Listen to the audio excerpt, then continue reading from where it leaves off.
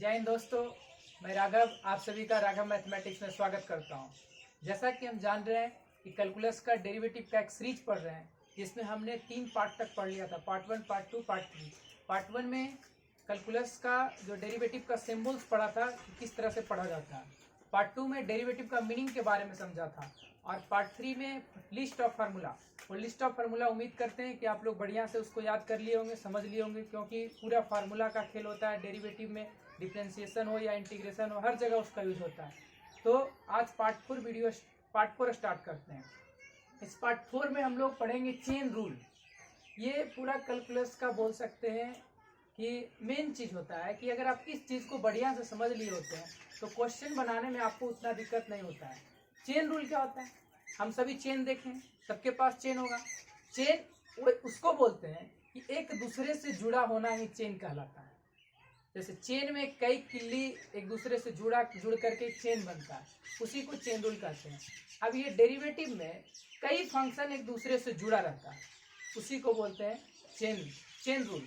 यानी function of function, कई function एक दूसरे को जोड़ करके दे देगा, फिर बोलेगा उसका डेरिवेटिव निकालिए, तो चेन रूल के सहायता से हम लोग निकालते हैं। वही होता है चेन रूल, कुछ नहीं होता, बस चेन रूल होता है डेरिवेटिव ऑफ अ फंक्शन। जैसे कोई भी आपको बोलेगा differential coefficient of Z with respect to Z, ये तो पढ़ लिए, और लिखा रहता होगा कैसा, D of Z N by D Z, मतलब differential coefficient of Z N with respect to Z. यानी जेड एन का डेरिवेटिव जेड के रिस्पेक्ट में क्या होता है, N into Z N minus one. मतलब जब भी जेड एन का डेरिवेटिव निकालेंगे तो जेड के रिस्पेक्ट में निकालेंगे। यानी जिसपे पावर होता है, पावर वाला एक ही फॉर्मूला होता है जेड एन वाला, यानी जिसपे पावर होता है उसी के रिस्पेक्ट में निकालेंगे। जेड एन पे पावर होता है तो जेड के रिस्पेक्ट, क्योंकि फॉर्मूला में भी देखे थे एक्स एन का डेरिवेटिव एक्स के रिस्पेक्ट में निकाल रहे थे, n into x n minus one. अगर एजेड का आपसे पूछेगा डेरिवेटिव, तो एजेड का डेरिवेटिव हमेशा जेड के रिस्पेक्ट में निकालते हैं। एजेड का डेरिवेटिव जेड के रिस्पेक्ट में होता है एजेड इंटू लॉग ए, एजेड इंटू लॉग ए। इजेड का डेरिवेटिव जेड के रिस्पेक्ट में, और इजेड का डेरिवेटिव क्या होता है, इजेड होता है। मतलब जितने भी एक्सपोनेंशियल फंक्शन होता है, एक्सपोनेंशियल फंक्शन के ऊपर जो पावर होता है उसी के रिस्पेक्ट में डेरिवेटिव हम लोग निकालते हैं।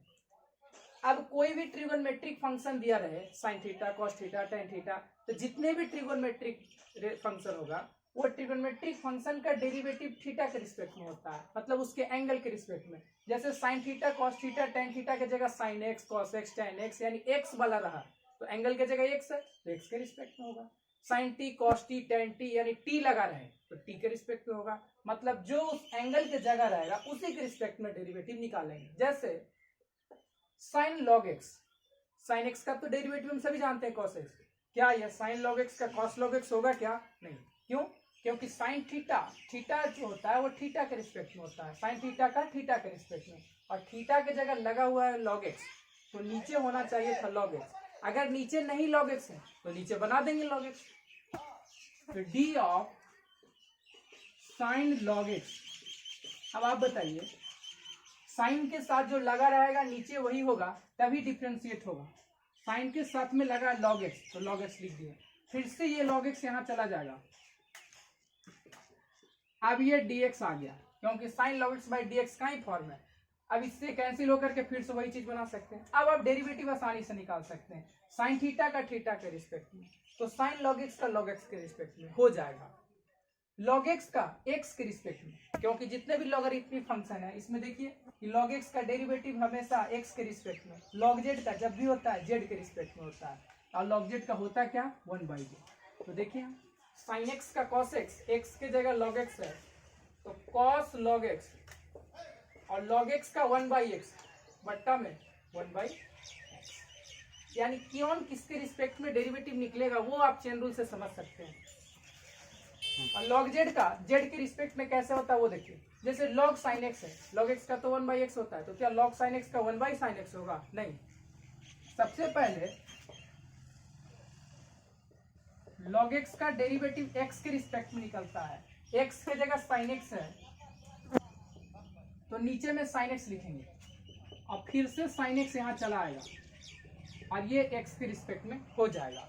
तो अब log x का हो जाएगा 1/x, 1/x का मतलब 1/sin x, और sin x का क्या होगा, cos x, और cos x बट्टा sin x क्या होता है कॉर्टेक्स होता है। यानी लॉग के साथ जो लगा रहेगा उसी के रिस्पेक्ट में, साइन के साथ जो लगा रहेगा उसी के रिस्पेक्ट में, कौन किसके रिस्पेक्ट में होगा वो हम लोग इससे सीखते हैं।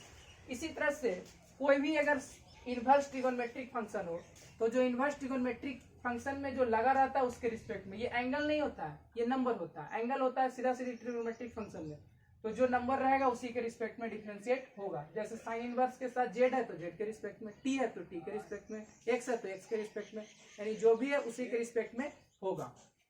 ठीक है, इसको स्क्रीनशॉट करिए। चेन रूल आपको ये बताता है कि कौन सा फंक्शन किसके रिस्पेक्ट में डिफरेंशिएट किया जाता है। पावर वाला फॉर्मूला जिस पे पावर होगा उसके रिस्पेक्ट में, लोगरिथमिक में जो ई के पावर हो या जेड के पावर हो उसके रिस्पेक्ट में, और ट्रिगोनोमेट्रिक वाला एंगल के रिस्पेक्ट में, जो भी ट्रिगोनोमेट्रिक रेशियो है उसमें एंगल जो होगा उसके रिस्पेक्ट में होगा।